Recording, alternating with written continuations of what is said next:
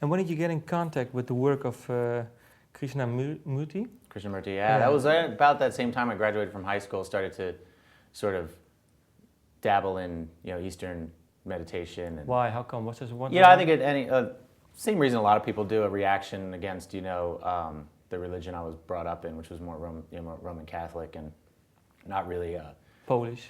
Yeah, exactly. Not really understanding it or getting anything from it. Felt like it was just a bunch of social rules and regulations and not a whole lot of depth for me. So I started to search out other paths, and Krishnamurti was one of the first, if not the first, where I really kind of found a book called You Are the World, and just totally, it was one of those moments, those watershed moments where your life just kind of changes direction. You start to get sort of down a different road and see different horizons in yourself. Do you still recall where you were when you read the book? Yeah, I remember buying it. There was a small little bookstore called New Vision that was near where we went to junior high school. And I remember walking in there. I'd never been in there before, and just looked interesting to me, so I grabbed it, and that's how things like that happen. I guess you just almost by accident.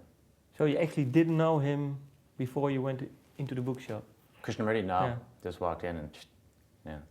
Okay, and what's specific about his teaching that that really? The main thing about about him was just sort of questioning your conditioning and the fact, sort of why we think and feel the way we do. We tend to think of ourselves, the individuals, in ego as sort of everybody's as being authentic, and the truth is that it's an aggregate of conditioning, and it's a very limiting, it's necessary but a very limiting way of looking at the world. And so through meditation and questioning that source, being able then to sort of broaden your outlook on everything. Well, what did it bring to you back then? I mean, what it brought to me back then was just like I said, more of a sort of meditational kind of opening, where I saw just things in a different light. And at the time I was also, just starting to get more serious about the band. So it came at an interesting and a really cool moment for me in my life, because I was, the singer, so I was, burgeoning songwriter, trying to be the guy who figured out what the band was going to be about. And I was also getting passionately interested in Eastern religions, and they kind of came together for me, and I at a good moment, because they gave me something to sing about.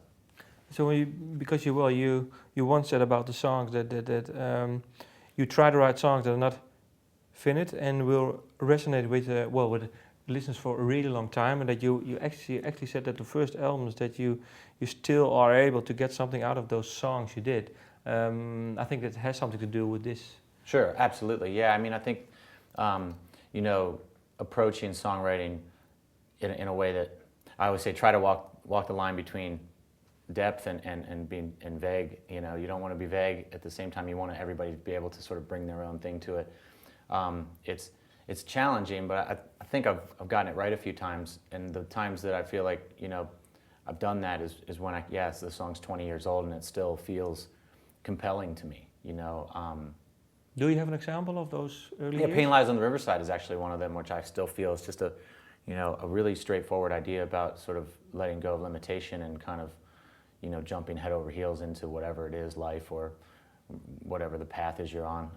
And so for me, that song, even though I was 19 when I wrote it, it feels like relevant to me now. And does it get harder to write those songs, or does it get easier? I mean, to depth and vague. Yeah, it's I think it's always challenging. I don't think if it ever gets easy, you should probably check what you're doing. I think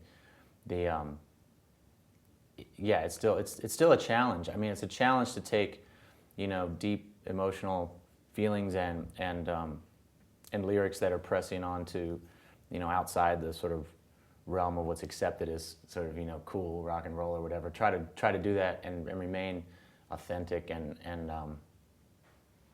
it is a challenge. But I feel like the last actually the last couple years, and in particular talking about maybe segueing into the DVD and the new songs, Forever and Purifier. Forever in particular, for me, it was a moment where I feel like I really nailed it. I feel like the people that hear that song tell me that, you know, that they're getting what I'm trying to transmit in the song, but they're not. But it's really deep and profound for them. But it's not like I'm hitting them over the head with any ideas that I want them to understand or something. It's more just a sort of invitation to be inspired.